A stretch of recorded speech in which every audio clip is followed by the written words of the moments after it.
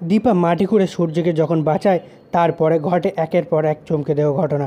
হ্যাঁ বন্ধুরা, অনুরাগের ছোঁয়া ধারাবাহিকের আজকের পর্বে আমরা দেখতে পাবো দীপা এপার আর কাউকে ছাড়ছে না।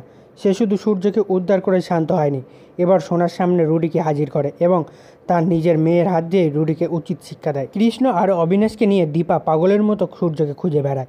যে জায়গায় সূর্যকে মাটি চাপা দেওয়া হয়েছিল সেখানে খুঁজতে গিয়ে হঠাৎ হোঁচট খেয়ে পড়ে যায় দীপা। তখনই সে অনুভব করে এই হোঁচটটা ছিল ঈশ্বরের দেওয়া ইশারা, এখানেই আছে তার ডাক্তারবাবু।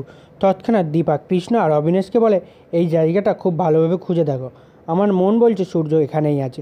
অবিনাশ কিছুটা সন্দেহ করলেও দীপার জেদ দেখে শেষমেশ শুরু হয় খোঁজা। অবশেষে তারা মাটি ঘুরে সূর্যকে মাটির নিচে অচেতন অবস্থায় খুঁজে পায়। সবাই শ্বাস আটকে বসেছিল আদেও সূর্য বেঁচে আছে তো, কিন্তু দীপা ঠিক সময়ে তাকে বের করে আনে।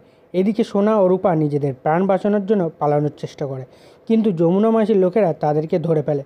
ঠিক সেই মুহূর্তে বর্জ্যের মতো গর্জে ওঠে দীপা। দীপা চিৎকার করে বলে ওঠে, আমার মেয়েদের ছেড়ে দে, নয়তো তোদেরকে কারোর বাঁচার রাস্তা খোলা থাকবে না।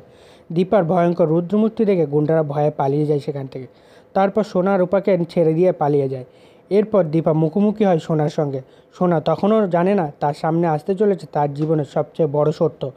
দীপা সামনে এনে দাঁড় করায় রুডিকে। রুডিকে জীবিত দেখে হতবাক হয়ে যায় সোনা। দীপা তাকে সব কিছু খুলে বলে, এই মুম্বাইতেই তোকে পাঠানোর পেছনে শুধু রুডি না, কুন্তলাও জড়িত। তোকে ধোঁকা দিয়েছে ওরা, তোদের আলাদা করতেই এই ছল চাতুরি। সব শুনে তীব্র রেগে ফেটে পড়ে সোনা। সে নিজেই রুডির দিকে এগিয়ে যায়, চোখে আগুন। এবার রুডিকে তার প্রাপ্য শাস্তি দিতে এগিয়ে আসে সে নিজে। বন্ধুরা, এই পর্বটি কি আপনারাও দেখতে অপেক্ষা করে বসে আছেন? দীপা যেন সূর্যকে বাঁচিয়ে রুডির মুখোশ খুলে দেয় আর সোনার হাত দিয়েই রুডিকে শাস্তি দেয়। আপনারা কি সেটাই চাচ্ছেন? তো কমেন্ট করে জানাতে ভুলবেন না।